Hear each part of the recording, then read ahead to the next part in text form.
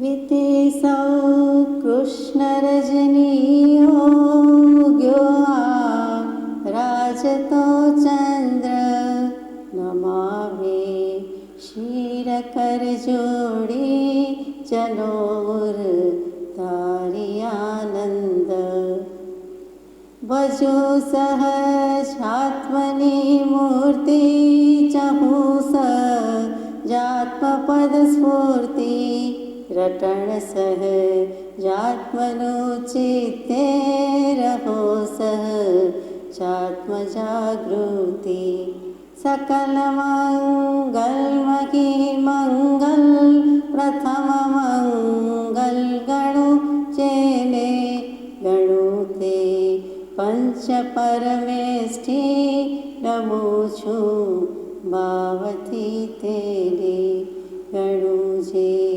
પંચ પરમેષ્ઠી નમું છું ભાવથી તેને. સત્શ્રુતને નમસ્કાર, અસીમ ઉપકારી આત્માને નમસ્કાર, તારક ત્રિપુટીને નમસ્કાર, મહામિત્રોને નમસ્કાર, મહામિત્રો સમાન મરૂપીઓ મુમુક્ષુને નમસ્કાર. પરમ કૃપાળુ દેવ પ્રણીત વચનામૃતજી અંતર્ગત મોક્ષમાળા શિક્ષા પાઠ 35 નવકાર મંત્ર. સુદર્શન શેઠની વાત છેલ્લે કરી કે જે મંત્ર સ્મરણના પ્રભાવે આગલો ભવ તે ભવ બધું વિચારતા સિદ્ધિને પામ્યા, સ્થિરતાને પામ્યા અને છેવટ શાશ્વત સુખને પામ્યા. એવા તો નવકાર મંત્રના કેટલાય પ્રભાવ, કેટલાય ચમત્કાર. તો ખરેખર નવકાર શું, મંત્ર શું અને નવકાર મંત્ર શું? તો મંત્ર મનને તારે છે, રક્ષણ કરે છે, રક્ષણ આપે છે. તે મંત્ર એ સીધી સાદી વાત છે. મંત્ર રહસ્ય, કાંઈ પણ સિક્રેટ હોય તે તેના પરથી મંત્રીને સેક્રેટરી કહીએ છીએ તે. અને બીજું મંત્ર એટલે કોઈક વખત નવાઈ પામે, આશ્ચર્ય થાય કે હો આવો ચમત્કાર, આવું આશ્ચર્ય, આવી આ ફળ ક્યાંથી આવ્યું, એની પાસે આટલું, એને કેમ આમ થયું, એની આટલી પ્રગતિ, એ મોક્ષે ગયા, એનું આમ થયું. તો ત્યાં પણ મંત્ર આપણે કહીએ છીએ કે મને કોઈ મંત્ર મળી ગયો છે, મને કોઈ ગુરુ મળી ગયા છે અને આ રીતે કલ્યાણ થઈ ગયું. કેટલીક વખત વ્યંગ, કટાક્ષ, વિનોદ વૃત્તિમાં પણ કહેવાય છે કે આ ગુરુ, આ મંત્ર. અહીંયા મંત્ર એટલે રહસ્ય, મંત્ર એટલે મનને તારી દે તે મંત્ર. નવકાર શું? તો કે નવનો આંક જ એવો અખંડ અને અભંગ છે કે નવ એકાએક, નવ એકા કહીએ તો 9, પછી 9 દુ 18, 9 તરી 27, 9 ચોક 36, બધામાં 9, 18, 36, 45, 54, 81, 90 ગમે તે કહો તો સરવાળો 9, 9 અને 9 જ આવે. આ એક જ આંક એવો અખંડ અને અભંગ છે. એ અક્ષય, અખંડ, અભંગ એ 9નો આંક. એનું મહાત્મ્ય વિચારીએ તો 1 કલાક ઓછી પડે, એટલે આપણે આગળ જઈએ. પણ 9 તે 9, 9 એટલે નૂતન, 9 એટલે નવું, 9 એટલે નવીન. અહીંયા 9 એટલે 7, 8, 9 તે 9ની સંખ્યા અને એનો અંક અદ્ભુત છે. એકી અવાજે ગણિત શાસ્ત્રીઓ, અંકશાસ્ત્રીઓ અને અધ્યાત્મ જગતના વેદતાઓ પણ જેને સ્વીકારે છે, જેની અખંડિતતા તીર્થંકર દેવને પણ સ્વીકારેલી છે. તીર્થંકર દેવ સ્વીકારવી પડે એમ કહેવા કરતાં તીર્થંકર દેવે જોઈ, જાણી, અનુભવી અને પ્રણીત કરી છે એમ કહીએ તો ચાલે કે એમણે તો મૂક્યું. કેવલી પ્રરૂપિત તત્વની વાત છે એ નવકાર મંત્ર, જેમાં 68 અક્ષર એટલે 68 તીર્થનો જાણે સમાવેશ કરી દીધો છે. 8 સંપદા એટલે 8 સિદ્ધિ આપી દીધી હોય તેવું. અને 9 પદજી કહેતા 9 નિધાન ખુલી જાય, ક્ષાયિક સમય દૂષણ થઈ જાય, કેવલ જ્ઞાન થઈ જાય, 9 નિધાન ખુલી જાય અને સિદ્ધ પદને પ્રાપ્તિ કરે એવો આ નવકાર મંત્ર. એમાં પહેલું જ પદ મૂક્યું છે નમો અનંતાણમ, નમો સિદ્ધાણમ, નમો આયર્યાણમ, નમો ઉવચ્ચાયાણમ, નમો લોયે સૌવસાહુણમ. આ પવિત્ર વાક્યોને નિર્ગ્રંથ પ્રવચનમાં નવકાર, નમસ્કાર મંત્ર કે પંચ પરમેષ્ઠી મંત્ર કહે છે. આટલો વિચાર કરીએ. પહેલું જ મૂક્યું છે નમો. વિનયથી મોક્ષ છે તો છે. મંત્ર આપ્યો એક અને અણમોલ, શાશ્વત ને સનાતન, તો નમો જ મૂક્યો છે. કેમ નમો મૂક્યો? નમસ્કાર, નમન. નમન કરે તો બધું છે. નમે તે પ્રભુને ગમે એવું જે કહીએ છીએ તે જ. તો અહીંયા ગુજરાતીમાં નમો, પ્રાકૃતમાં અર્ધમાગધી ભાષામાં નમો કહેવાય છે. એટલે દિગંબર શાસ્ત્રોમાં અથવા મૂળ શાસ્ત્રો જે મળી શક્યા છે 2000 વર્ષ પહેલાંના, તે બધામાં નમો અરિહંતાણમ છે. એટલે માગધી ભાષા પ્રાકૃત ભાષામાં હંમેશા ન નથી, એટલે હણ મુકાય છે. જ્ઞાન કેવું હોય તો ણાણ મુકાય, ણાણ. એવી રીતે અહીંયા બધો હણ, આપણે હણનો ન થાય એમ કહીએ, જ્યારે ભગવાન શીખવાડે કે ન નહીં પણ મૂળમાં હણ છે. એટલે નમો અરિહંતાણમ. અને હંમેશા જે ચોથી વિભક્તિમાં નમસ્કાર મુકાતો હોય તે માગધી ભાષાનો વ્યાકરણનો નિયમ છે, છઠ્ઠી વિભક્તિમાં આવે. એટલે અરિહંતાણમ, સિદ્ધાણમ, આયર્યાણમ, વજ્જાયણમ અને સાહુણમ છે. ત્યાં સાહુણાય, અરિહંતાય, સિદ્ધાય એમ નથી. સંસ્કૃત ભાષાના નિયમ પ્રમાણે ચોથી વિભક્તિ આવે તો ગણેશાય નમઃ, મહાવીરાય નમઃ, પરમ કૃપાળુ દેવાય નમઃ, શિવાય નમઃ વગેરે આવે. ત્યાં ચોથી વિભક્તિ થઈ. અહીંયા હંમેશા છઠ્ઠી વિભક્તિ આવે અને તે હણ છે. આટલું એક વિચારવા માટે. તો અરિહંત શું?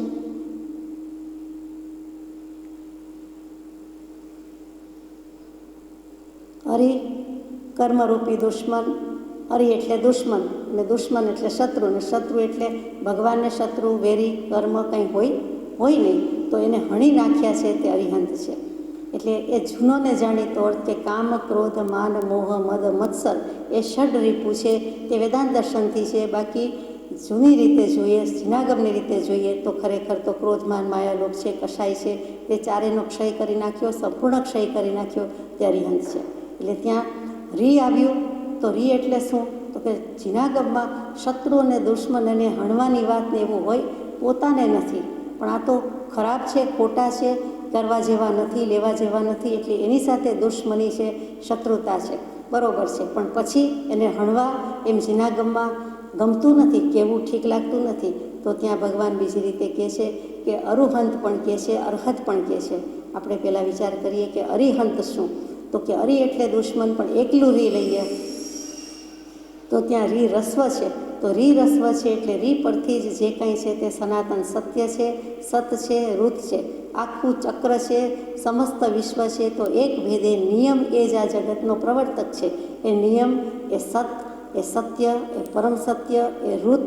અને ઋત એટલે બીજું કાંઈ નથી, ઋતુનો ઋત કહીએ છીએ તે આ જ વસ્તુ છે, તે રી એટલે સ્વભાવ. દરેક વસ્તુ, દરેક દ્રવ્ય તેના સ્વભાવથી છે. જે કાંઈ છે તે બધાને સ્વભાવનો આધાર છે, સ્વભાવને કોઈનો આધાર નથી. પણ સ્વભાવ જ જગતનો નિયમ કરતા કયો, નિયંતા કયો, જે કંઈ કયો તે છે. કોઈ પણ દ્રવ્ય હોય, ચેતનનો ચેતન સ્વભાવ, જળનો જળ સ્વભાવ. એટલે વસ્તુ સ્થિતિ આવીને ઊભી રહી સ્વભાવ ઉપર, અને સ્વભાવની સિદ્ધિ કરે ધર્મ તેજ અનુકૂળ. તો રી કહેતા સ્વભાવ અરી છે, એટલે સ્વભાવ નથી તે, એટલે વિરુદ્ધ નહીં, સ્વભાવથી વિરુદ્ધ નહીં, પણ સ્વભાવથી વિશેષ રૂપે પરિણમી જાય તે વિભાવ. અને તે વિભાવનો ત્યાગ કરે છે, વિભાવને છોડી દે છે, વિભાવનો નાશ કર્યો છે, વિભાવમાં જતા જ નથી, હણી લીધા છે, તેનું નામ અરિહંત. એટલે એ વધારે બેસે છે. એ ત્રણ સ્વભાવથી વાત મૂકી છે. મંગલાચરણમાં પ્રભુશ્રીજીએ મૂક્યું, કૃપાળુદેવે લખ્યું પ્રભુશ્રીજીને પત્રમાં 875માં, અને એ જ મંગલાચરણ રૂપે મૂક્યું.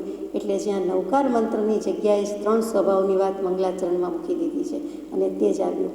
હકીકતમાં કોઈ ભેદ નથી. હો શ્રી સત્પુરુષ કે વચનામૃતમ જગહિત કરમ. એમાં ત્રણ સ્વભાવ આવ્યા: અપૂર્વ સ્વભાવ, નિર્વિકલ્પ સ્વભાવ અને અયોગી સ્વભાવ. તો એ જ સ્વભાવની વાત છે. એ જ સ્વભાવની સિદ્ધિ કરે ધર્મ તેજ અનુકૂળ. અને તેવા અરિહંત ભગવાન છે કે અષ્ટાદશ શિલાંગરથના સ્વામી થયા છે, ચારિત્ર ચક્રવર્તી થયા છે. સમ્યક દર્શન, સમ્યક જ્ઞાન અને સમ્યક ચારિત્ર, એ ચારિત્ર ચક્ર ચૂડામણી કહીએ, ચારિત્ર ચક્રવર્તી કહીએ તેવું છે. કેમ કે અયોગી સ્વભાવમાં જવાની જ વાર છે, સયોગી જીનપદ પ્રાપ્ત કરી લીધું છે, કેવલી થઈ ગયા છે. તે બધા અરિહંતની વાત છે. માટે નમો અરિહંતાણમ, કે જેમનું આવો ક્ષય થઈ ગયો છે, હજી આ પૃથ્વી ઉપર વિચરી રહ્યા છે, સદેહે જીન છે, સયોગીપણામાં છે. માટે અનંતો ઉપકાર છે કે સિદ્ધ પરમાત્મા ત્યાંથી કહેવા, દેવા, લેવા, મૂકવા, ઉપદેશવા આવતા નથી, પણ ઓળખાવે છે કોણ? તો કે સિદ્ધ ભગવંતને ઓળખાવનાર, આત્માનું સિદ્ધ સ્વરૂપની ઓળખાણ કરાવનાર, ઇન્ટ્રોડ્યુસ કરનાર અરિહંત ભગવંત હોવાથી એને પ્રથમ સ્થાન આપવામાં આવ્યું છે. દશામાં અરિહંત ભગવંત કરતાં સિદ્ધ ભગવંત થોડાક પણ વિશેષ છે કે હવે એમને દેહ નથી, કાયા નથી, કર્મ નથી, કેવલી પ્રભુ છે, અરિહંત પ્રભુ છે. એને હજુ થોડુંક બાકી છે. જ્યાં સુધી આયુષ્ય છે ત્યાં સુધી દેહ, શરીર, નામ, ગોત્ર વગેરે છે.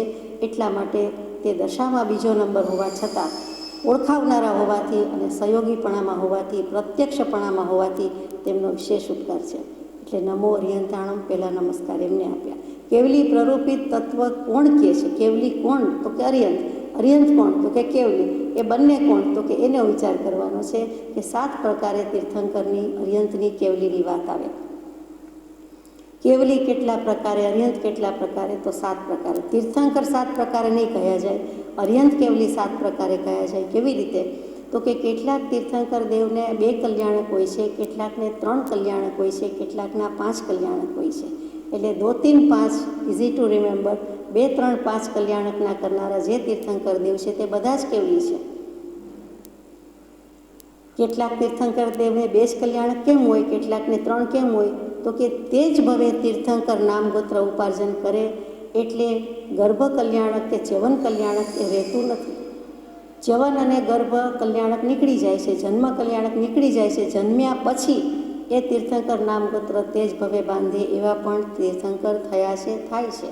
હંમેશા આગલા ત્રીજા ભવે જ બાંધી લે તેવું નથી. એટલે તેવા તીર્થંકર દેવ 2 કલ્યાણકવાળા, 3 કલ્યાણકવાળા, કેટલાકને દીક્ષા, કેવલ જ્ઞાન અને મોક્ષ, અને કેટલાકને કેવલ જ્ઞાન અને મોક્ષ, એટલે કે દીક્ષા અને મોક્ષ, તે કલ્યાણક કહ્યું. એટલે એ રીતે 2, 3 અને 5 કલ્યાણક છે. તો એવા તીર્થંકર છે. કેટલાક સાતિશય કેવલી છે, અતિશયવંતા કેવલી પ્રભુ છે કે જેને ગંધકુટી, સમવસ્ત્રણ વગેરે હોય છે અને તેના ઉપર બિરાજીને દેશના આપવાની થાય છે. એટલે ગંધકુટીવાળા એ સાતિશય, અતિશયવંતા કેવલી છે. કેટલાક સામાન્ય મૂક કેવલી છે, એવો કોઈ અતિશય નથી. એ એક શબ્દ પણ ઉપદેશ આપતા નથી, એક શબ્દ પણ કોઈને શીખવતા નથી, કાંઈ જ કહેતા નથી. પોતાની દશા અને જ્ઞાન તીર્થંકર દેવને અન્ય કેવલી ભગવંતમાં કોઈ ફરક નથી, પણ અતિશય વિનાના છે. એટલી પુણ્ય પ્રકૃતિ ઓછી હોય. અગર તો એવો જ ઉદય છે તો મૂક કેવલી કહીએ છીએ, મૌન રહે છે, તે સામાન્ય કેવલી છે. ત્યાર પછી અંતકૃત કેવલી છે. આ બધા અર્યંતના પ્રકાર છે, કેવલીના પ્રકાર છે. અંતકૃત કેવલી એટલે શું? કે છેલ્લે સમયે દેહ છોડતી વખતે જ એમને કેવલ જ્ઞાન થાય. કોઈ ઉપસર્ગ વગેરે ચાલતું હોય અને એમાં છેલ્લે સમયે કેવલ જ્ઞાન થાય, મોક્ષ થઈ જાય. કેવલ જ્ઞાન થયો નથી કે મોક્ષ થયો નથી, એટલે એમને વધારે કાંઈ કોઈને કહેવાનું, ઉપદેશવાનું કાંઈ જ કરવાનું બાકી રહેતું નથી. અંતકૃત, અંતકાળે કેવલી થાય છે અને મોક્ષે જાય છે. એટલે બીજી કોઈ વિધિ આવતી નથી, દેશના વિધિ આવતી નથી. અને 7મું જે છે તે ઉપસર્ગ કેવલી છે કે પરિશ ઉપસર્ગ સહન કરતાં કરતાં ત્યારે જ કેવલ જ્ઞાન, શુક્લ ધ્યાનની ધારા પ્રગટે છે, કેવલ જ્ઞાન પ્રગટે છે અને તરત જ દેહ ત્યાગ થઈ જાય છે. ગજસુકુમાર વગેરે અનેક દૃષ્ટાંતો છે કે પરિશ સહતા સહતા, બળતા બળતા, ડૂબતા ડૂબતા, અથવા તો એવા વિકટ સંયોગોમાં કેવલ જ્ઞાન અને મોક્ષ. એટલે એ બધા સાથે 7 પ્રકારે અર્યંત કહેવાય છે. આ નમો અર્યંતાણમનો સામાન્ય, સીધો સાદો, અત્યંત સંક્ષિપ્ત અર્થ છે. એવી જ રીતે અરિહંતના બદલે કેટલીક વખત શાસ્ત્રોમાં અર્હત શબ્દ મુકાય છે. કે અર્હત એટલે સૌથી વધુ પૂજવા યોગ્ય, સૌથી વધુ જેની પૂજા કરવામાં આવે છે. દેવો, ઇન્દ્રો પણ જેને નમસ્કાર કરે છે. જગત આખામાં 3 લોકના નાથ, 3 જગતમાં, ત્રિલોકમાં, આમ તો 14 રાજલોકમાં, અખિલ બ્રહ્માંડમાં, સમસ્ત સૃષ્ટિમાં એક જ એવું છે અને તે તીર્થંકર દેવ કે એને સમસ્ત જીવ જંતુ જે કયો તે એને જીવદયા પાડે છે, અભયદાન આપે છે અને તેઓ પણ સામે તેમને એવા નમસ્કાર કરે છે, પૂજા કરે છે. એટલે અર્હત શબ્દનો અર્થ છે કે સૌથી વિશેષ પૂજવા યોગ્ય અને જેને બધા પૂજી રહ્યા છે તે, એટલે અર્યંત, અર્હત. પછી અરુહંત શબ્દ છે. અરુહંત, રૂહ એટલે ઉગવું, અંકુર ઉગવા. હવે જેમને ભવના બીજ કે ભવના અંકુર ક્યારેય ઉગવાના નથી, ભવના બીજનો નાશ કરી દીધો છે, તે અરુહંત છે. એટલે ત્યાં અરુહંત શબ્દ છે. તો એ પણ અરિહંત જ છે, અરુહંત છે, અર્હત છે. પછી કેટલીક વખત એથી પણ વિશેષ જઈએ તો અરુહંતથી હવે કોઈ અરહંત કહે છે. અરિહંત પણ નહીં, અરુહંત પણ નહીં, રી પણ નહીં, રૂ પણ નહીં, માત્ર અરહંત. એટલે એમ થાય કે પ્રિન્ટમાં ભૂલ છે, બોલવામાં ભૂલ છે, કંઈ રહી ગયું, એમ નથી. રહસ્ય, જેનાથી કોઈ રહસ્ય છૂપું નથી, કાંઈ છાનું નથી, કાંઈ છાનું રાખી શકાતું નથી, કાંઈ રહ્યું નથી, એમના જ્ઞાનની બાકાત કાંઈ જ નથી. એવું જે છે જેનાથી કોઈ રહસ્ય બાકાત નથી, છૂપું નથી, મર્મ બાકી નથી, તેવું કોઈ હોય તો તે અરહંત છે. એટલે રહસ, રહંત અને અરહંત, એટલે એનાથી રહસ્ય છૂપું રહી શકતું નથી. બધા જ રહસ્ય જાણે છે, બધા જ મંત્ર જાણે છે, બધું જ જાણે છે. એક આત્માને જાણતા સમસ્ત લોકાલોકને જાણે છે અને સર્વ જાણવાનું ફળ પણ એક આત્મપ્રાપ્તિ છે. એવા જે કોઈ છે તે અરિહંત. એટલે આટલી શબ્દથી, વ્યુત્પત્તિથી, વ્યાકરણથી, આગમથી આપણે થોડીક વિચારણા કરવી. એવા અર્યંત પ્રભુના ઓછામાં ઓછા આમ તો આત્માના અનંત ગુણ છે, પણ મુખ્ય ગુણ તો કે મુખ્ય 12 ગુણ છે. અર્યંત પરમાત્માના 12 ગુણ કયા છે? તો કે અશોક વૃક્ષ સુરપુષ્પ વૃષ્ટિ દિવ્ય ધનિશ્ચામર માસનમ ચ ભામંડલમ દુંદુભિરાત પત્રમ સત્પ્રાતિહાર્યાણી જીનેશ્વરાણામ. જીનેશ્વર ભગવાન હોવાથી, તીર્થંકર દેવ હોવાથી, જીન જુદું, જીનેશ્વર જુદું. જીન રાગ દ્વેષને જીતે તે જીન, કેવલી, અર્યંત બધા હોઈ શકે, પણ જીનેશ્વર કહેતા જીનમાં પણ ઉત્તમ એ તો તીર્થંકર દેવ જ હોઈ શકે. એવા તો ભરત ઐરાવત ક્ષેત્રમાં 24 જ થાય, મહાવિદ્ય ક્ષેત્રમાં 20 જ થાય.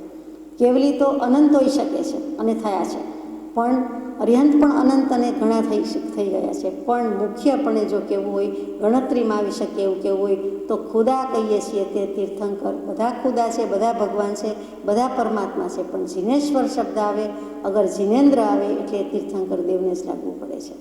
તો એને 4 અતિશય કયા છે, 8 પ્રાતિહાર્ય કયા છે. 8 પ્રાતિહાર્ય કયા કહેવાય? પ્રતિહાર્ય એટલે દરવાન, એની રક્ષા કરતા હોય, દરવાજે ધ્યાન રાખતા હોય, રક્ષણ કરતા હોય, એની સાથે ને સાથે હોય, every which way every moment સાથે ને સાથે એને ધ્યાન રાખી, એની હાજરી હોય. ધ્યાન રાખવાનું રહેતું નથી, અહીંયા સતત હાજર છે, ચોકી પેરો ભરે છે, એટલે કે સાથે ને સાથે છે, એની શોભા છે. એવું કોણ? તો કે અશોક વૃક્ષ અને પુષ્પવૃષ્ટિ, દેવતાય પુષ્પોની વૃષ્ટિ, પછી દિવ્ય ધ્વનિ, પછી ચામર, પછી સિંહાસન, પછી ભામંડલ.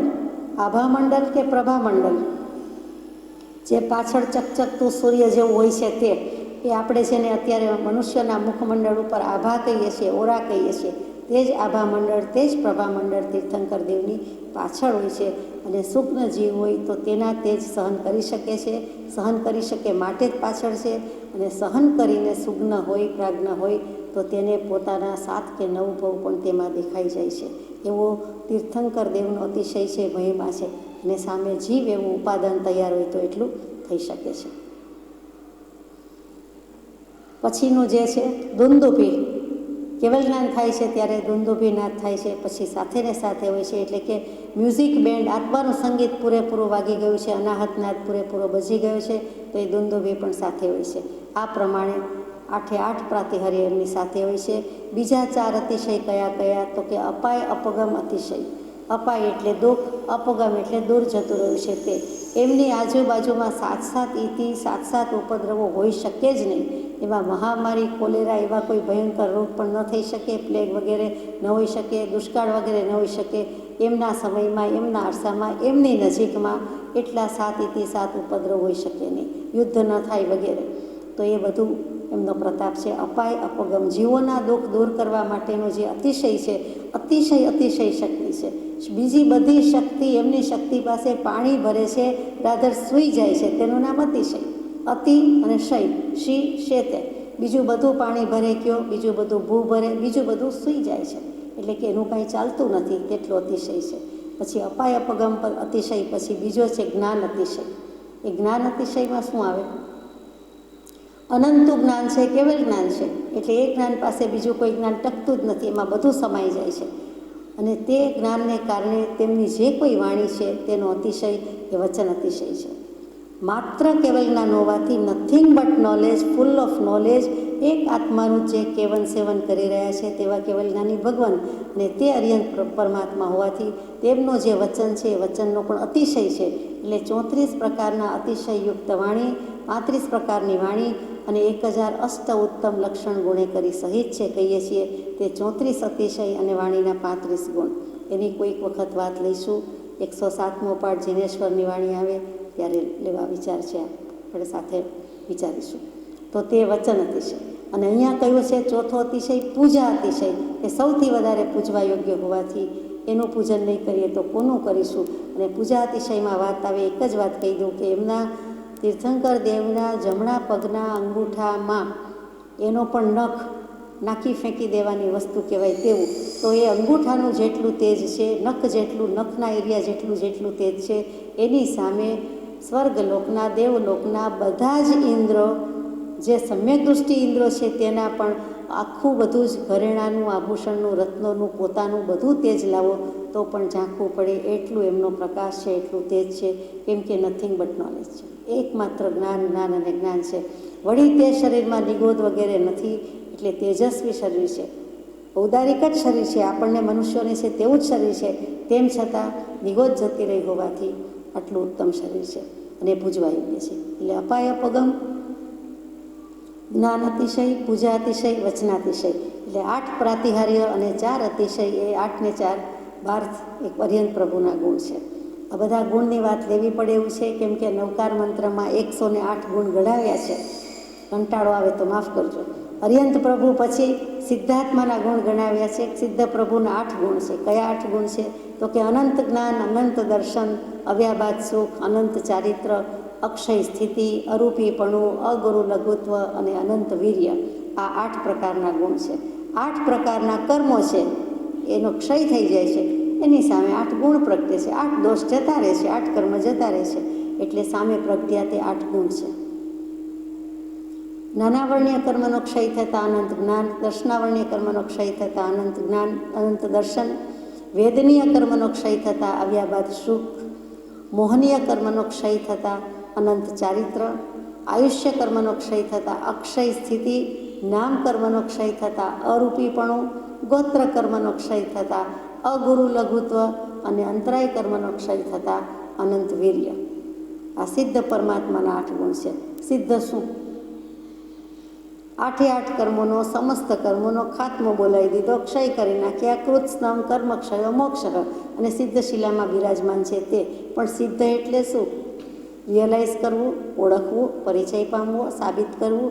પોતે આત્મા છે અને પોતે આત્માનું સ્વરૂપ સાબિત કરી દીધું. લક્ષણથી, ગુણથી, વેદનથી, જ્ઞાનથી, દર્શનથી, ચારિત્રથી, બધી જ રીતે જે ગમે તે શબ્દ લાવો એ રીતે ઇતિ સિદ્ધમ કરી નાખ્યું. તે સિદ્ધ ભગવાન છે.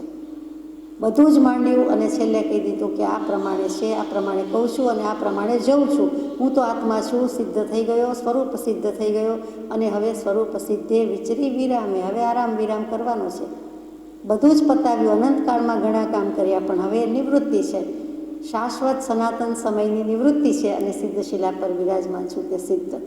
સિદ્ધ વત્તા ધ્વાંત, એટલે કે કર્મોનો ધ્વંસ કરી નાખવો, કર્મોનો ક્ષય કરી નાખ્યો, સર્વ વિભાવ પ્રભાવથી વ્યાવૃત્ત થઈ ગયા, અળગા થઈ ગયા, અલગ થઈ ગયા. એટલે આપણે કહીએ કે પ્રભુ તમે તો 7 રાજ અળગા જઈ બેઠા, સ્તવનમાં ગાઈએ છીએ તે, કે તમે તો ત્યાં 14 રાજલોકમાં છેક સિદ્ધ શિલા પર વિરાજમાન છો. તો આ સિદ્ધ પ્રભુના 8 ગુણ છે. બાકી તો ઘણું બધું કહેવાનું છે કે 15 ભેદે સિદ્ધ થાય છે વગેરે. અત્યારે આપણને આટલું જ અભિપ્રેત છે કે પંચ પરમેષ્ઠીમાં 108 ગુણ કેવી રીતે થાય. તો અર્યંત પ્રભુના 12 ગુણ, સિદ્ધ પ્રભુના 8 ગુણ, આચાર્ય ભગવંતના 36 ગુણ 3 રીતે જણાવ્યા છે. આચાર્ય ભગવંત એટલે શું? આ વત્તા ચર, બધી બાજુથી આત્માની મર્યાદામાં જે ચરે ફરે, સ્થિર થાય અને કરે અને કરાવે. પોતાના આચારના સંપૂર્ણ ઠેકાણા હોય તેનું નામ આચાર્ય. આચાર કોને કહેવાય? તો સામાન્ય રીતે સદાચાર, આચરણ કહીએ તે એ જ છે, પણ ત્યાં મુખ્ય 5 ભાગ પાડ્યા છે: જ્ઞાનાચાર, દર્શનાચાર, ચારિત્રાચાર, તપાચાર અને વીર્યાચાર. જ્ઞાન, દર્શન, ચારિત્ર, તપ અને વીર્ય આ પંચાચારનું પાલન કરે છે અને વળી કરાવે છે, તેનું નામ આચાર્ય. પોતે કરી રહ્યા છે અને બધા જ શિષ્યોની, ગણીની, મુનિની, સૂરીની, પન્યાસની, પંડિતજીની બધાની જવાબદારી લે છે. શિષ્યવૃંદની જવાબદારી લે છે. ગણ અને એટલે ટોળું, સંઘ, સમુદાય, એ ગચ્છ, એ બધાની જવાબદારી વહન કરે છે, તેનું નામ આચાર્ય. તો એના 36 ગુણ કયા? તો કે 5 ઇન્દ્રિયોનું પાલન કરે છે, અંકુશનમાં છે એટલે 5 ઇન્દ્રિય નિગ્રહ. 9 બ્રહ્મચર્ય ગુપ્તિ એટલે બ્રહ્મચર્યની 9 વાળ બરાબર યથાયોગ્ય પાલન કરે છે. 4 કશાયથી મુક્ત છે, ક્રોધમાન માયાલોભથી. 5 મહાવ્રતના પાલનહાર છે, અને જ્ઞાન, દર્શન, ચારિત્ર, તપ, વીર્ય 5 આચારના પાલનહાર છે. 5 સમિતિ, 3 ગુપ્તિના પણ પાલનહાર છે. આ બધો સરવાળો 36 ગુણ કરે છે. બીજી રીતે પણ કહે છે આચાર્ય ભગવંતની શાસ્ત્રોમાં 8 સંપદા મૂકી છે: આચારની, શ્રુતની, શરીરની, વચનની, વાચનાની, મતિની, પ્રયોગની અને સંગ્રહની. આ 8 સંપદા છે અને 4 ગુણવામાં આવે છે એટલે 32 થાય છે. અને 32માં 4 પ્રકારનો વિનય ભેળવે છે: આચારનો, શ્રુતનો, વિક્ષેપણનો અને દોષ પરિઘાતનનો. એટલે આ 36 પ્રકારે ભેદ બીજી રીતે મુકાય છે. ત્રીજી રીતે મૂકે છે કે જે વૈરાગ્યની 12 ભાવના છે, અનિત્ય, અશરણ, સંસાર, એકત્વ, અન્યત્વ, અશુચિ, આશ્રવ, સંવર, નિજરા, લોક સ્વરૂપ, ધર્મ દુર્લભ અને બોધિ દુર્લભ, આ 12 ભાવનાના પાલનહાર છે, ભાવનારા છે. 10 ધર્મ, ક્ષમા, માર્દવ, આર્જવ, સત્ય, શૌચ, સંયમ, તપ, ત્યાગ, આકિંચન્ય, બ્રહ્મચર્ય, આ 10 પ્રકારના ધર્મ યતિ ધર્મ કહેવાય છે. ધર્મના 10 લક્ષણ કહેવાય છે, જે દિગંબર પર્યુષણમાં 10 દિવસ 10 લક્ષણ આ પર્વ કહીએ છીએ, તે જ 10 ધર્મ, તેના પણ બરાબરના રક્ષક છે, પાલનહાર છે. પછી 14 પ્રતિરૂપ આદિ ગુણ છે, એ વિચારવા જેવા છે કે પૂરેપૂરા વિશ્વાસપાત્ર છે. કોણ? આચાર્ય ભગવાન. તેજસ્વી છે, યુગ પ્રધાન પુરુષ છે, એટલે કે તે સમયના સંઘમાં શ્રેષ્ઠ છે અથવા તો સર્વશાસ્ત્રના જ્ઞાતા પુરુષ છે.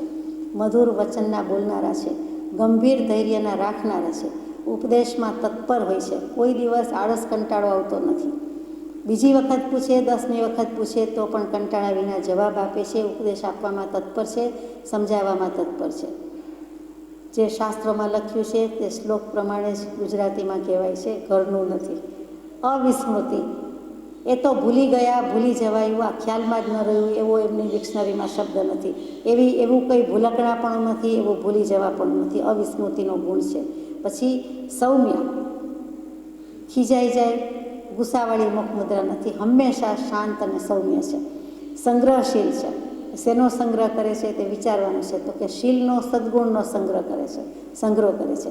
મતિયુક્ત છે, જે મતિ કેવળ જ્ઞાન સુધી લઈ જાય, સંપૂર્ણપણે મોક્ષ પ્રત્યે લઈ જાય તેવી મતિના ધરાવનારા છે. અને વિકથાના કરનારા નથી. અચપલ છે, એટલે કે સ્થિર છે. અને છેલ્લું વિશેષણ છે પ્રશાંત છે. કશાયનું ઉપશમન થઈ ગયું છે. કોઈકને સંપૂર્ણ ઉપશમન છે, કોઈકને પ્રશાંત છે, એટલે કે થોડુંક બાકી છે. મોહ ભાવ ક્ષય હોય જ્યાં અથવા હોય પ્રશાંત, તે કહીએ જ્ઞાની દશા, બાકી કહીએ ભ્રાંત.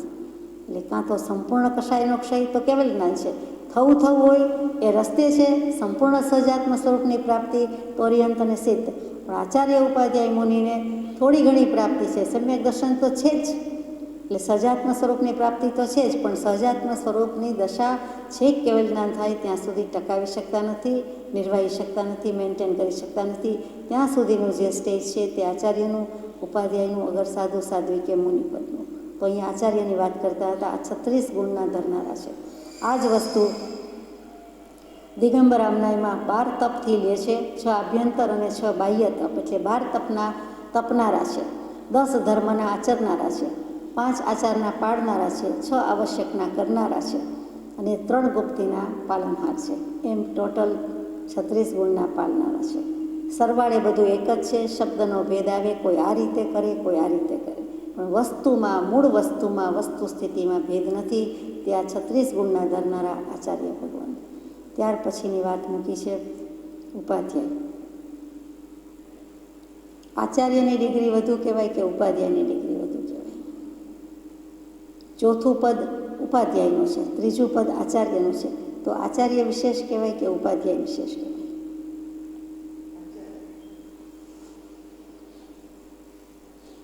આચાર્ય જ કહેવાય. સાધુ મુનિમાંથી પહેલાં ઉપાધ્યાય થાય અને પછી આચાર્ય થાય, કેમ કે એને આખા ટોળાની, સંઘની, સમુદાયની જવાબદારી વહન કરવાની છે. ઉપાધ્યાયનું કામ ભણે અને ભણાવે અને પૂરું થઈ જાય. જ્યારે આચાર્યને બીજી બધી જ વહીવટ, કારભાર, વ્યવસ્થા, સંચાલનથી માંડીને જે કહેવાતું હોય તે શિષ્યોની, શિષ્યવૃંદની, આખા પરિવારની જવાબદારી હોય, આખા ચતુર્વિધ સંઘની જવાબદારી હોય, એ બધો જ ભાર, પોટલું, બોજ એમના શિરે વહન કરવાનું હોય છે. એટલે ત્યાં આચાર્યની ડિગ્રી, આચાર્યની કક્ષા વિશેષ છે.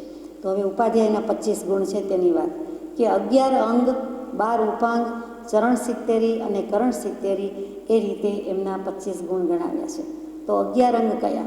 તો કે દ્વાદશાંગી કહીએ એટલે 12 અંગ, 12 આગમ છે તે.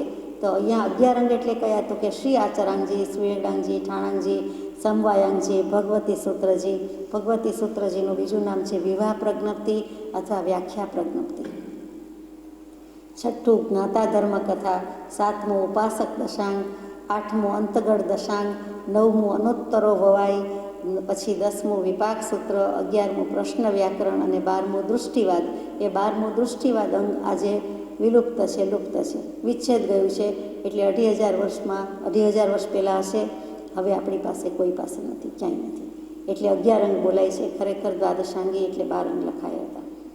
દ્વાદશાંગી ગણી પીટક કહે છે તે કે 12 આગમને જાણે કે રત્નો છે અને એને પેટીમાં મૂકવામાં આવ્યા હોય તે ગણી પીટક પટારામાં મૂકવામાં આવે તે. એવા જ 11 અંગ, એવા 12 અંગ હતા. એની સામે અંગ અને ઉપાંગ સાથે જાય છે. તો કેટલાક અંગ છે, મુખ્ય અંગ છે, જેમ શરીરમાં છે તેમ એવી રીતે પછી ઉપાંગ છે. હાથ કહીએ છીએ, પણ પછી હાથની આંગળી ક્યાં જાય, પછી આંગળીના નખ ક્યાં જાય, એટલે એ બધા ઉપાંગમાં મૂક્યા છે.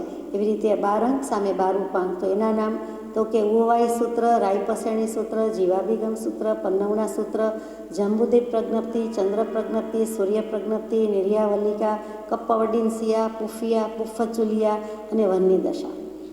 આ પ્રમાણે 12 સૂત્રો કયા છે, 12 આગમ કયા છે, જેને આપણે ઉપાંગ કહીએ છીએ. એટલે 12 અંગ 12 ઉપાંગ. અહીંયા 11 અંગ અને 12 ઉપાંગ એટલે 23, અને કરણ 70 ને ચરણ 70. 70 એટલે તો સમજાય કે 69 પછી આવે તે 70, સાતડે મીંડે 70 ગુણ છે તે.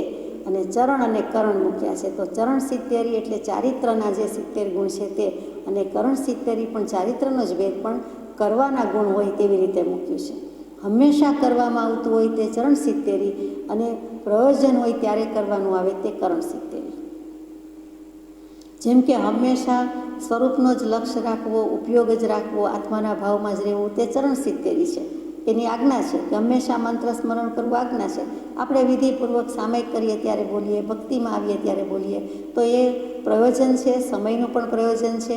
અને મર્યાદિત સમય માટે મર્યાદિત રીતે જે કાંઈ કરીએ ત્યારે 1 માળા બોલાવીએ, 3 માળા બોલીએ, 36 માળા કરી જઈએ, તો તે વખતે કરણ 70માં ગયું.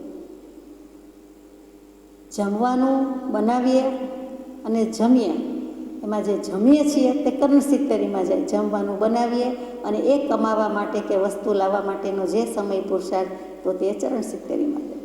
આટલો સમજવાનું છે. ચોવિહાર કરીએ છીએ તો રાત્રે કરીએ છીએ, સાંજે કરીએ છીએ તિવિહાર કે ચોવિહાર, તો એ 8-12 કલાકનો ત્યાગ છે, તે પૂરતો ત્યાગ છે. બાકીનો આખો દિવસ તો કે તે ચરણ 70માં ગયો, પણ ત્યારે પ્રયોજનપૂર્વક રાત પડી, સૂર્યાસ્ત થયો અને હવે વ્રત નિયમ પચખાણ છે, તો ત્યાંય કરણ 70માં ગયો. 5 મહાવ્રત, 10 યતિધર્મ, 17 સંયમ, 10 વૈયાવચ, 9 બ્રહ્મચર્યની ગુપ્તિ, 3 રત્નત્રયી, 12 તપ અને 4 કષાયનો નિગ્રહ. આ સરવાળો 70 તે ચરણ 70 છે. અને કરણ 70માં 4 પિંડ વિશુદ્ધિ, 5 સમિતિ, 12 ભાવના, 12 પડીમાં, 5 ઇન્દ્રિય નિગ્રહ, 25 પ્રતિલેખન તપ, 3 ગુપ્તિ અને 4 અભિગ્રહ તે કરણ 70 છે. કેટલાક અભિગ્રહ ધારે છે, એવું કાંઈ તપ કરે, અગર તો સાધુ સાધ્વીજી દરરોજ ગોચરી માટે જાય ત્યારે રાખે, ઘરમાં રાખે, ઉપાશ્રયમાં રાખે, તો એ તે સમય પૂરતું થયું, થોડા વખત પૂરતું થયું, તો ત્યાં તેને કરણ 70 છે. કંઈક કરવાની વાત છે અને પહેલાંમાં આચરવાની વાત છે. સ્વરૂપ સેવન ભક્તિ તો ત્રિકાળ સેવ્ય છે, એવું કૃપાળુદેવનું ટંકોત્કીર્ણ વચન છે. ત્યાં આશાતના અવિનય, અપરાધ, બાનાબાજી, સમયની મર્યાદા, સમયનું ભાન કાંઈ રહેતું નથી. અજપાજપ જાપ, મંત્ર સ્મરણ તો સતત શ્વાસોચ્છ્વાસમાં હોવું જોઈએ, તે આજ્ઞા છે તે સ્વરૂપ સેવનની. ત્યાં વિચારણા કરવામાં દોષ નથી લાગતો, કાંઈ કરવામાં દોષ લાગતો નથી. બપોરના 12 થી 2માં કરાય, રાત્રે 12 થી 2માં કરાય, એવું ત્યાં આવતું નથી. એ ક્યાંય ત્યાં અવિનય આશાતના આવતી નથી. ઓન ધ કોન્ટ્રારી, ઉલટું ન કરીએ તો આવે છે, કરીએ તો આવતું નથી. તે કરણ 70 ચરણ 70ની વાત. આવા ઉપાધ્યાય ભગવંતને ઉત્તરાધનજી સૂત્રમાં 16 તો ઉપમા આપી છે કે ઉપાધ્યાય ભગવંત કેવા હોવા જોઈએ, તો કે શંખ જેવા, અશ્વ જેવા, સુભટ, હાથી, વૃષભ, સિંહ, વાસુદેવ, ચક્રવર્તી, ઇન્દ્ર, સૂર્ય, ચંદ્ર, કોઠાર, જંબુનું સુદર્શન વૃક્ષ, સીતા નદી, મેરુ પર્વત અને સ્વયંભૂ રમણ સમુદ્ર જેવા હોવા જોઈએ. તે ઉપાધ્યાય ભગવંતની વાત કરી છે.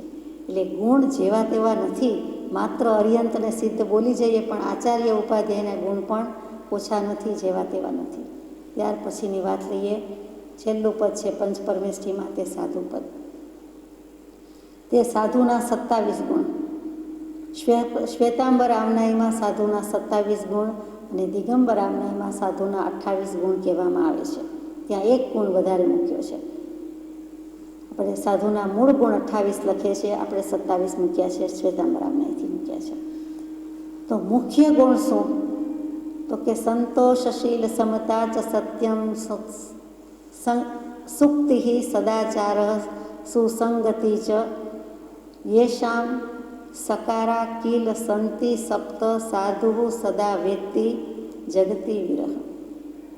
બધા સત્યશીલ ક્ષમા વગેરે કહી દીધા છે. સંતોષ મુખ્ય છે. આ બધા સ ઉપરથી મૂક્યા છે. સંતોષ, શીલ, સમતા, સત્ય, સુક્તિ સારી રીતે જ બોલે છે, સુભાષિત જેવું, સદાચાર, સુસંગતિ, આ બધા જ જેનામાં સંતિ હોય છે, અસ્તિત્વ ધરાવે છે, તે સંત છે, તે સાધુ છે અને સદાય હોય છે, થોડીક વાર શાંત હોય તેમ નહીં, તો એ બધા સાધુ છે, એ બધા મુનિ છે. કેમ કે મોક્ષ માર્ગની સાધનામાં જે કોઈ તત્પર છે તે બધા સાધક છે અને સાધુ છે.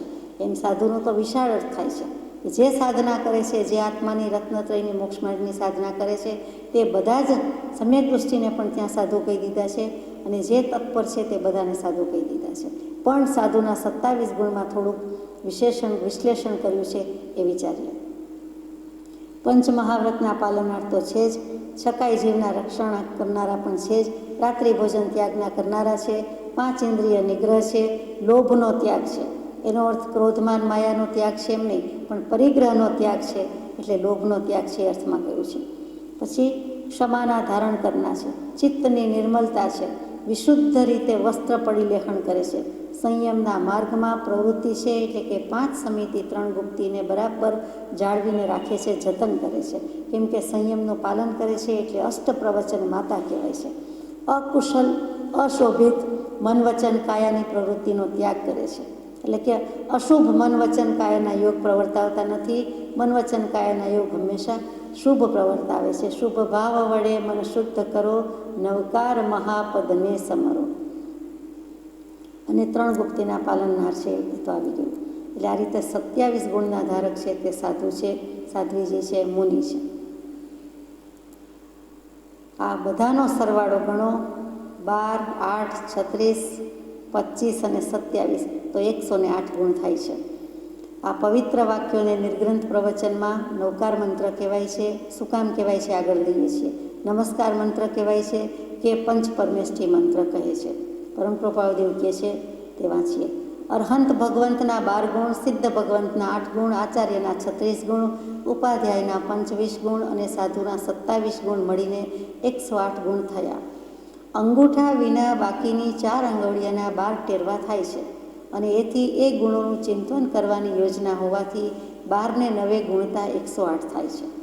અંગૂઠો કાઢી નાખવાનો છે એટલે 12 આંગળી થઈ, 4 આંગળી થઈ, 4 દુ 8 આંગળીમાં જમણા હાથની આંગળી એટલે 4 આંગળી, એના 3 ટેરવા એટલે 4 તરી 12 અને એને 9 વખત ગણે એટલે 108 માળા થઈ જાય, 108 મણકાની માળા થઈ જાય. તે એટલે નવકાર એમ કહેવામાં સાથે એવું સૂચવન રહ્યું જણાય છે કે હે ભવ્ય, તારા એ આંગળીના ટેરવાથી નવકાર મંત્ર 9 વાર ગણ. નવકાર મંત્ર 9 વખત ગણ એટલે નવકાર મંત્ર 9 એટલે 7, 8, 9 કહીએ તે, અને કાર એટલે કરનારો, એનો કરતા. જેમ ચિત્ર બનાવનાર ચિત્રકાર, ઘડો બનાવનાર કુંભકાર, હકાર હા પાડીએ તો હકાર, ના પાડીએ તો નકાર, મકાર, ધિકાર. એમ જે કાર એટલે કરતા છે, કરનાર છે, તેમ 12 ને 9 ગુણતા જેટલા થાય એટલા ગુણનો ભરેલો મંત્ર એમ નવકાર મંત્ર તરીકે એનો અર્થ થઈ શકે છે. નવનો કરનારો છે તે નવકાર મંત્ર છે. અને પંચ પરમેષ્ઠી એટલે આ સકળ જગતમાં 5 વસ્તુઓ પરમોત્કૃષ્ટ છે તે કઈ તો કઈ બતાવી કે અર્યંત સિદ્ધ આચાર્ય, ઉપાધ્યાય અને સાધુ. એને નમસ્કાર કરવાનો જે મંત્ર તે પરમેષ્ઠી મંત્ર. પરમ ઈષ્ટ, સૌથી વધારે ઈષ્ટ, ઈચ્છવું, વાલું, સૌથી વધારે પ્રેમ, સૌથી વધારે રાગ, સૌથી વધારે અનુરાગ, સૌથી વધારે પ્રેમ જો કોઈ પર કરવાનો હોય તો તે સત્પુરુષ, જ્ઞાની પુરુષ અથવા તો ભગવાન અથવા તો પરમાત્મા પર પ્રેમ પ્રવાહ વઢે પ્રભુ સે, સબ આગમ ભેદ સૂર બસે. બધાને ઈષ્ટ તો ગમે જ છે. ઈષ્ટ કહેતા જ ઈચ્છા, ગમે છે તે ઈષ્ટ, નથી ગમતું તે અનિષ્ટ. તો તે ઈષ્ટ વસ્તુમાં પરમ ઈષ્ટ જો સૌથી વધારે પરમાત્મા પ્રત્યે ઢોળાઈ જાય, પોતાના શુદ્ધાત્મા પ્રત્યે પ્રેમ ઢોળાઈ જાય, તો સંસારના કોઈ પદાર્થ કે વ્યક્તિ પ્રત્યે આપણે પ્રેમ કરવાનો, રાગ રાખવાનો આવે જ નહીં, દ્વેષ કરવાનો આવે નહીં. એટલે વિતરાગ પદની પ્રાપ્તિ સ્વાભાવિક રીતે જ થઈ જવી જોઈએ અને તેમ ભગવાને સાબિત કરી બતાવ્યું છે. પણ થાય છે શું કે સંસારમાં બધા જ પદાર્થમાં, પાત્રમાં, પરિસ્થિતિમાં જ્યાં ત્યાં પ્રેમ ઢોળી નાખ્યો છે. છેવટે શાકભાજી જેવી પેરિશેબલ ગુડ્સ, નાશવંત વસ્તુઓ જમ્યા પછી થોડીક વારમાં રહેવાની પણ નથી, નિકાલ થઈ જવાનો છે એવી આહાર આદિ તુચ્છ પદાર્થમાં જે જીવને મહાત્મ્યવંતી લાગે છે એમાં પ્રેમ ઢોળી નાખ્યો છે. એટલે એ પ્રેમ ઢોળી નાખીને વેરી નાખ્યો છે તે બધો ભેગો કેવી રીતે ભેગો થાય? ત્યાં ઢોળેલો વેરેલો ભેગો કરીને ભગવાન પ્રત્યે કરવાની વાત આવતી નથી. જો ભગવાન એટલે શુદ્ધાત્મા પ્રત્યે કરે તો ત્યાં કરવાની વાત રહેતી નથી. હવે પસંદગી આપણી છે, અધિકાર આપણો છે, ભગવાન કહીને છૂટી ગયા છે. તો આ કઈ બતાવી કે પંચ પરમેષ્ઠી કે પરમોત્કૃષ્ટ વસ્તુઓ કઈ તો કહ્યું કે અર્યંત સિદ્ધ આચાર્ય ઉપાધ્યાય અને સાધુ એને નમસ્કાર કરવાનો જે મંત્ર તે પંચ પરમેષ્ઠી મંત્ર, અને પાંચેને સાથે નમસ્કાર હોવાથી પંચ પરમેષ્ઠી મંત્ર એવો શબ્દ થયો છે. એટલે નવકાર મંત્ર પણ એ જ, નમસ્કાર મંત્ર પણ એ જ, અને પંચ પરમેષ્ઠી મંત્ર પણ એ જ. આ મંત્ર અનાદિ સિદ્ધ મનાય છે, કારણ પંચ પરમેષ્ઠી અનાદિ સિદ્ધ છે. એટલે પાંચેય પાત્રો આદ્યરૂપ નથી, પ્રવાહથી અનાદિ છે, અને તેના જપનાર પણ અનાદિ સિદ્ધ છે. એથી એ જાપ પણ અનાદિ સિદ્ધ ઠરે છે. નવકાર મંત્રના કરતા કોણે બનાવ્યો, કોણે રચ્યો, કોણે આપ્યો? આ બધાના મનમાં સળવળતો પ્રશ્ન. તો ભગવાને કીધું છે કે આજે જ થયો, આ વખતે જ થયો, 2500 વર્ષ પહેલાં થયો, મહાવીર સ્વામી વખતે બન્યો, ઋષભદેવ પ્રભુ વખતે થયો, એમ તો નથી. અનંતકાળમાં અનંત તીર્થંકર દેવ થયા, અનંત 24 થઈ, તો તે પ્રમાણે થયો છે. તો ક્યારેક ડે 1 કોઈ દિવસ એવો હતો કે આ પહેલો દિવસ, કે આ પહેલો સમય, કે આ પહેલી મિનિટ, એવું તો છે ને. તો અનંતકાળથી છે, અનાદિકાળથી છે, અને અનાદિકાળ સુધી, અનંતકાળ સુધી રહેશે. એટલે કે એ હતો જ, છે જ. કેમ કે અર્યંત સિદ્ધાચાર્ય ઉપાધ્યાય મુનિ પણ અનંતકાળથી જીવ છે, સંસાર છે, વિશ્વ છે, મોક્ષ છે. એટલે અનંતકાળમાં અનંતકાળથી આ બધા આત્માઓ પણ થયા જ છે. કોઈ એક દિવસે અર્યંત થયા એવું તો છે નહીં, કોઈ એક વર્ષે થયા એવું તો છે નહીં. એટલે આ બધું અનંત જ છે, ઇન્ફિનિટનું જ ગણિત છે. એટલે અનંતકાળથી હોવાથી પ્રવાહથી અનાદિ છે. શબ્દ રૂપે, ભાષા રૂપે જરાક જુદું જુદું લાગશે, પણ ખરેખર તો આમ જ છે, આમાં કોઈ ભેદ નથી. લિપિથી ભેદ આપે, અત્યારે પણ ભેદ લાગે કે આ તો જુદી જુદી ભાષામાં લખવું હોય તેમ લખાય, પણ એ ભાષાનો ભેદ છે, લિપિનો ભેદ છે. કે ગુજરાતીમાં આમ લખાય, હિન્દીમાં આમ લખાય, ઇંગ્લિશમાં આમ લખાય, ઉર્દુમાં આમ લખાય, સંસ્કૃતમાં આમ લખાય, પ્રાકૃતમાં આમ લખાય, અર્ધમાગધીમાં આમ લખાય. પણ વસ્તુ શું? તો કે વસ્તુ સ્થિતિ તો જે છે તે છે. સૂર કહો કે ગંગા નદી કહો, પણ વસ્તુ ફરે નહીં છે. કાઠદૃષ્ટિમાં ગાઈએ છીએ કે તત્વ ફરતું નથી, સિદ્ધાંત ફરતો નથી, એ તો અટળ છે, અફર છે. એટલે પાંચે પ્રકારના આત્મા થયા છે. પંચ પરમેષ્ઠી અનંતકાળથી અનંત થયા છે અને થતા રહેવાના છે. તો તે પ્રમાણે અનંતકાળથી છે. પાત્રો આદ્યરૂપ નથી, પ્રવાહથી અનાદિ છે. એટલે કે સતત વહેતી પરંપરાથી છે, અને તેના જપનારા પણ અનાદિ સિદ્ધ છે. જીવો પણ હંમેશા મંત્ર સ્મરણ, નામ સ્મરણ, જાપ કરનારા છે જ અને રહેવાના છે. એથી એ જાપ પણ અનાદિ સિદ્ધ ઠરે છે. તીર્થંકર દેવ પણ જો અનંત હોય, આપણે અત્યાર સુધીમાં કદાચ 700-800 નામ મળી શકે આપણને, પણ એથી વિશેષ મળી શકતા નથી. બધી 24ના ભેગા કરો તો 24 તો અનંત થઈ છે. તો તીર્થંકર દેવની 24 અનંત કહેતા અનંતા તીર્થંકર થયા, અનંતકાળ થયો, તો પછી વધુ અનંત છે. એટલે નવકાર મંત્ર પણ અનાદિકાળથી જ છે, અને એમ જ માનવા યોગ્ય છે. તો પ્રશ્ન થાય છે કે એ પંચ પરમેષ્ઠી મંત્ર પરિપૂર્ણ જાણવાથી મનુષ્ય ઉત્તમ ગતિને પામે છે એમ સત્પુરુષો કહે છે, એ માટે તમારું શું મત છે? તો ઉત્તર, એ કહેવું ન્યાયપૂર્વક છે એમ હું માનું છું. કૃપાદેવ કહે છે એ શૈલી સાચી છે, 100 ટચના સોના જેવી છે. ન્યાય એટલે ઇન્સાફ, ન્યાય એટલે ફેંસલો, ન્યાય એટલે શૈલી. જે કયો તે, એ ન્યાય કયો, એ અપેક્ષા કયો, કે જે કયો તે સુસંગત છે, એ બરોબર છે, તર્કબદ્ધ છે, એમાં મીનમેક નથી, લવલેશ શંકા કરવા જેવું નથી, સાવ સાચું છે. તટસ્થ રીતે કહીએ છીએ, અવિતથ સત્ય છે, અસંદિગ્ધ છે. આ જીન પ્રવચન છે, અને તેમાં માન્ય કરવા યોગ્ય છે, શંકા લાવવા યોગ્ય નથી. એને કયા કારણથી ન્યાયપૂર્વક કહી શકાય? ઉત્તર, હા, એ હું તમને સમજાવું. મનની નિગ્રહતા અર્થે એક તો સર્વોત્તમ જગતભૂષણના સત્ય ગુણનું એ ચિંતન છે. તત્વથી જોતા વળી અહદ સ્વરૂપ, સિદ્ધ સ્વરૂપ, આચાર્ય સ્વરૂપ, ઉપાધ્યાય સ્વરૂપ અને સાધુ સ્વરૂપ એનો વિવેકથી વિચાર કરવાનો પણ એ સૂચવન છે. કારણ કે પૂજવા યોગ્ય એવો સાથી છે, એમ વિચારતા એઓના સ્વરૂપ ગુણ ઇત્યાદિ માટે વિચાર કરવાની સત્પુરુષને તો ખરી અગત્ય છે. હવે કહો કે એ મંત્ર એથી કેટલો કલ્યાણકારક થાય. એક લીટી ટંકોત્કીર્ણ વચન આવી ગયું કે મનની નિગ્રહતા અર્થે એટલે કે મનને અંકુશમાં નિયમનમાં રાખવા માટે એક તો સર્વોત્તમ જગતભૂષણના સત્ય ગુણનું એ ચિંતન છે. તો સર્વોત્તમ જગતભૂષણ શું? આત્મા. સૌથી ઉત્કૃષ્ટ, સર્વોત્તમ, ધ બેસ્ટ. અને જગતભૂષણ, જગતની શોભા શું છે? દુનિયા કયો, જગત કયો, સૃષ્ટિ કયો કે વ્યવહાર કયો કે દુનિયા કયો, એમાં મહત્વનું કોણ છે? મહત્તત્વ મહનીય મહાધામ ગુણધામ ચિદાનંદ પરમાત્મા વંદો રમતારામ. જે કાંઈ છે તે વરરાજા વિનાની જાન જેવું કરીએ છીએ. વરરાજો કોણ છે? ચેતન કોણ છે? પોતે તો શુદ્ધાત્મા છે, ચેતન છે. જો જીવમાં ચેતન છે, જીવ જીવતો છે તો એની મહત્તા છે, મોટાઈ છે, નહીં તો એનું કોઈ મહાત્મ્ય નથી. એટલે ત્યાં ચેતન તત્વની બલિયારી છે. ચૈતન્ય છે તો જળની પણ કિંમત છે. એટલે ચૈતન્યનું મહત્ત્વ આવ્યું કે સર્વોત્તમ જગતભૂષણ એટલે શોભા આત્માથી છે, જીવતા જાગતા જીવથી છે, કોઈ પણ જીવજંતુથી છે. એટલે કે કોઈ પણ આત્મા, કોઈ પણ જીવ શોભા શું? આખું એક જળ દ્રવ્ય જ હોય તો આખું જગત જળ જ હોય તો બધી જળ વસ્તુ જ. એનો વાપરનારો કોણ? વિચારનારો કોણ? ઉપયોગ કરનારો કોણ? એની વર્ણન કરનારો કોણ? એને જાણનારો કોણ? એનું કોઈ મહત્ત્વ નથી અને હોઈ શકે જ નહીં. એટલા માટે તો જળ અને ચેતન બે મુખ્ય દ્રવ્ય છે, બે મુખ્ય તત્વ છે અને એ તો છે જ. એટલે સર્વોત્તમ જગતભૂષણ કહેતા આત્મતત્વ અને એના સત્ય ગુણનું એ ચિંતન છે. સત્ય ગુણ શું? સત, અસ્તિત્વ. સત્ય, સાચું, સારું, અસ્તિત્વ. આત્મા સાબિત શેનાથી થાય છે? તો કે આત્માની શંકા કરે આત્મા પોતે આપ, શંકા નો કરનાર તે અચરજ આપા. પોતે જ પોતાને ભૂલી ગયો, પોતાને પોતે જ યાદ રહેતો નથી અને પોતે પોતાને ઓળખતો નથી. એ કેવી વાત છે? આ ન માની શકાય એવી વાત છે. પણ એના માટે જ મંત્ર આપ્યો કે મંત્રથી જાણી શકાય છે. મંત્રમાં સ્થિર થઈ જાય મન એટલે આત્મામાં સ્થિર થાય, ઉપયોગ સ્થિર થાય. અને ઉપયોગ સ્થિર એક વખત થયો તો 48 મિનિટ પણ થશે, વિજ્ઞાન થાય અને મોક્ષ થાય. સીધું સાદું ગણિત છે. તો નહીં એક સદગુણ પણ મુખ બતાવવું શું એ પ્રભુમાં ગાઈએ છીએ ત્યારે એ શું છે? નહીં એક સદગુણ, આત્માના અસ્તિત્વનો ગુણ જ મને પ્રાપ્ત થયો નહીં. હું છું એનું જ મને ભાન નથી. હું આત્મા છું એવો ભાવ જ મને ભાનમાં ન આવ્યો. તો એ જ બતાવે છે કે સદગુરુના ઉપદેશથી આવ્યું અપૂર્વ ભાન, નિજ પદ નિજમાં અહીં લયું દૂર થયું અજ્ઞાન.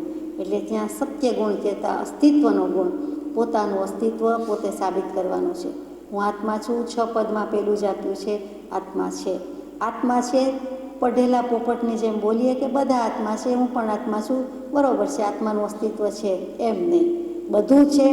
હું છું, હું આત્મા છું, એ ભાવ, એ આત્મભાવ સ્પર્શ્યો એ સત્ય ગુણ છે. એનું ચિંતન કરવા માટે આ બધી વાત છે.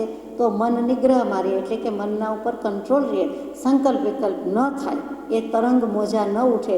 એટલે ક્યાં રહે ઉપયોગ? આત્મામાં રહે. તે કેવું છે? તે સત્ય ગુણનું એ ચિંતન છે. તે સત્ય ગુણ એટલે બીજો કોઈ ગુણ નહીં પણ સહજાત્મ સ્વરૂપ. એ સહજાત્મ સ્વરૂપના ગુણનું ચિંતન છે. કોનું? શુદ્ધાત્માનું અને સર્વોત્તમ જગતભૂષણના સત્ય ગુણનું. એટલે કે સર્વોત્તમ જગતભૂષણ શુદ્ધાત્મા, આત્મા.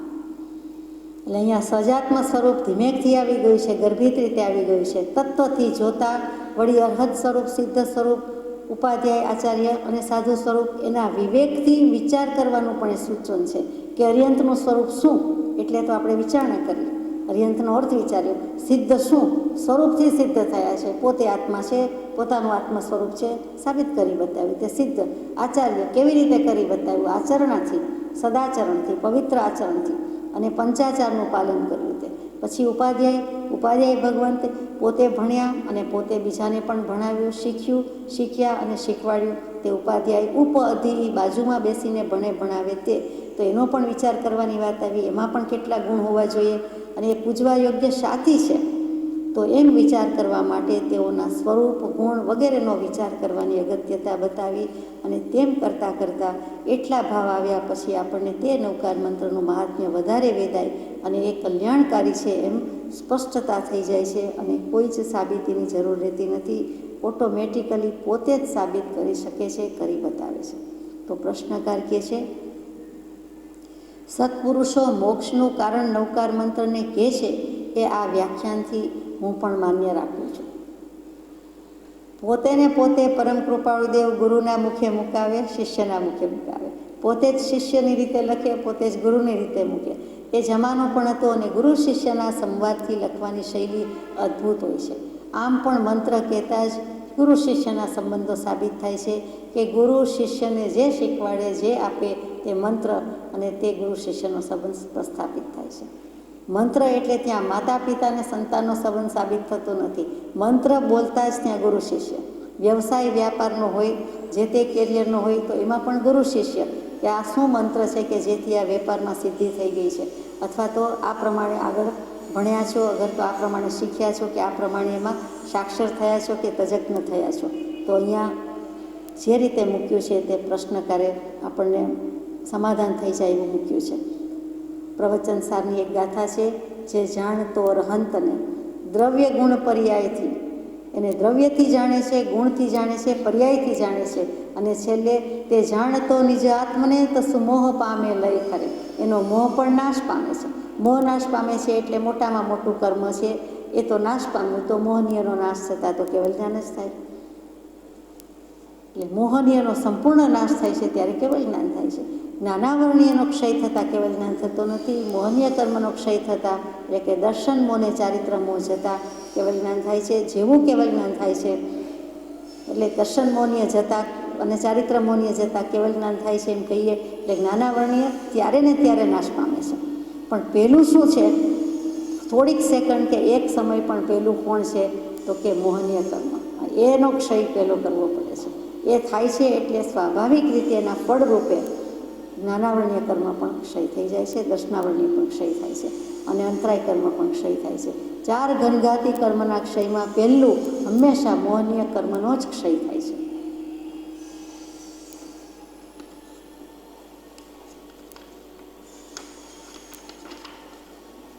અરહંત ભગવંત, સિદ્ધ ભગવંત, આચાર્ય, ઉપાધ્યાય અને સાધુ એઓનો એકેકો પ્રથમ અક્ષર લેતા 80 ઉષા એવું મહદભૂત વાક્ય નીકળે છે, જેનું ઓમ એવું યોગ બિંદુનું સ્વરૂપ થાય છે.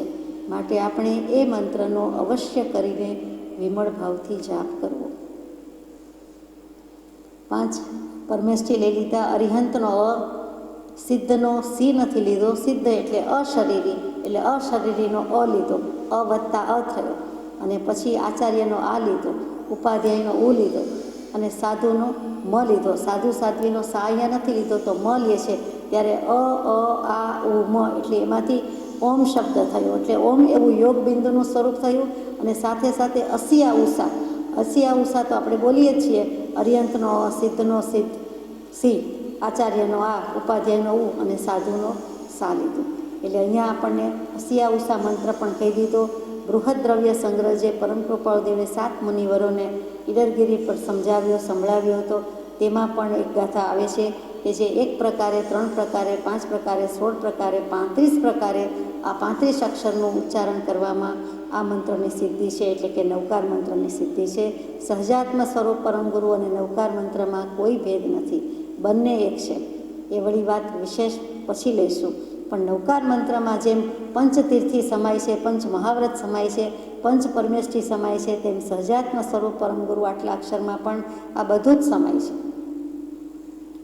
પંચ મહાતીર્થી કેવી રીતે સમાય છે? પંચતીર્થી આ નવકાર મંત્રમાં, તો કે પંચ પરમેષ્ઠી છે. અરિહંતનો લીધો, એમાં કયું તીર્થ લેવાનું? તો કે અષ્ટાપદ તીર્થ. ઋષભદેવ પ્રભુ નિર્વાણ પામ્યા છે તે અષ્ટાપદજી આવી ગયું.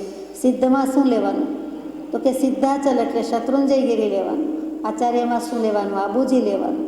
ઉપાધ્યાયમાં ઉ એટલે ઉજ્જયંત તીર્થ, ઉજ્જયંત પર્વત એટલે ગિરનારજી લેવાનું.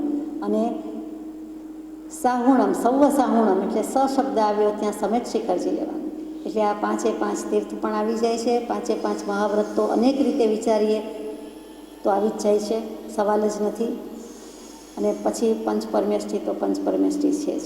અને ઓમની વાત આવે ત્યારે જેટલી રીતે ઓમના અર્થ કરો, ઓછામાં ઓછા 100 રીતે અર્થ થઈ શકે, તો એ વાત તો આખી જુદી જ છે. તો ઓમકારમ બિંદુ સંયુક્તમ નિત્યમ ધ્યાયંતી યોગિનઃ કામદમ મોક્ષદમ ચૈવ ઓમકારાય નમો નમઃ.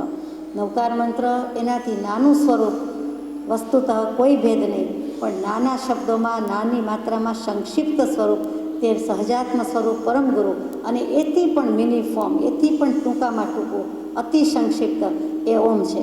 આ ત્રણમાં કોઈ ભેદ નથી. જીનાગમથી ઓમના અર્થ ઓછામાં ઓછા 100 થાય.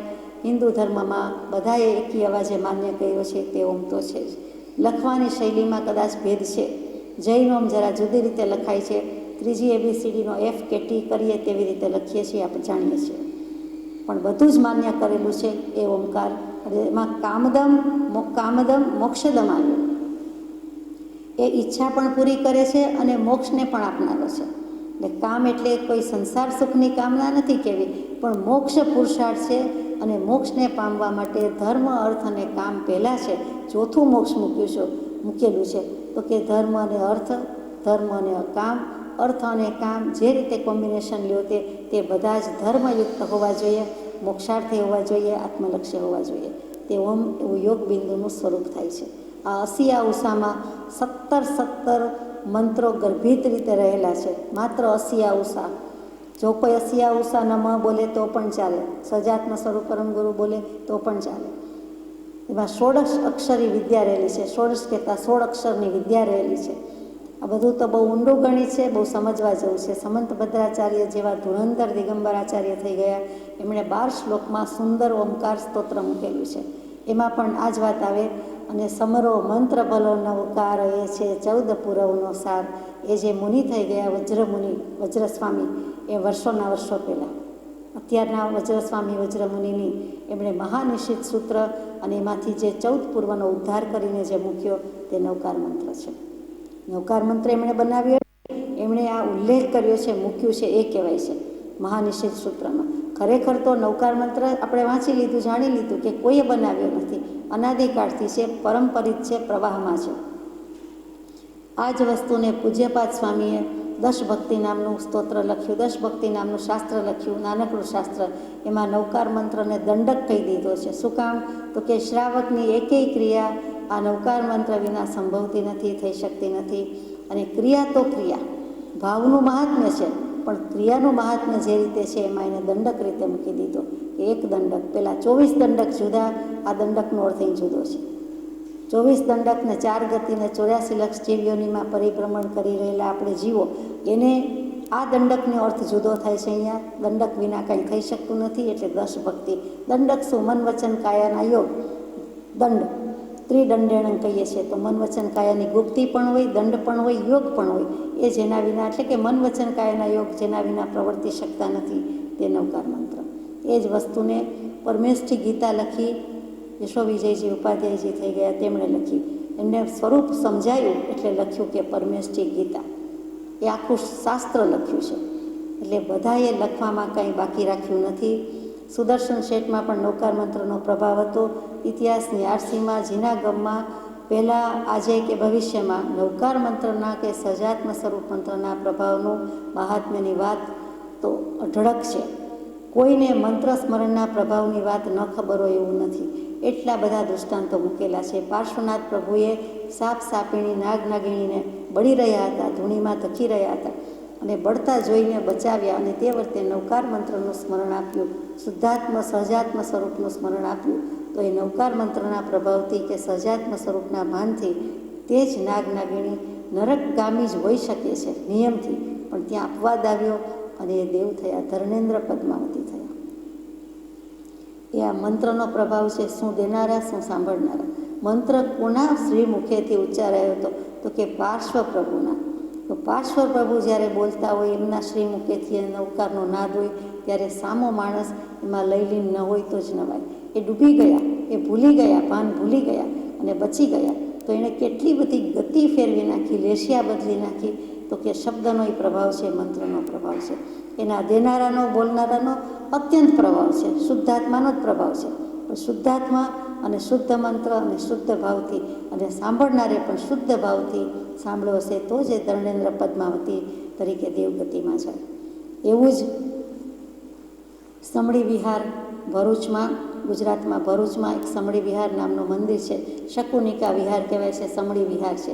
ત્યાં પણ વાત છે કે તે સમળી હતી એક ભવમાં, અને તે બીજા ભવે સમડીના ભવમાં એને કોઈ નવકાર મંત્ર સંભળાવ્યો હતો અને એનું કલ્યાણ થયું. અને ત્યાર પછી સિંહલ દેશમાં, એટલે કદાચ લંકા કે જે કહો તે સિલોન, તો ત્યાં એ રાજકુમારી થઈ, ત્યાં જાતિસ્મરણ જ્ઞાન થયું અને ત્યાંથી આવીને આ જગ્યાએ મને આમ થયું હતું.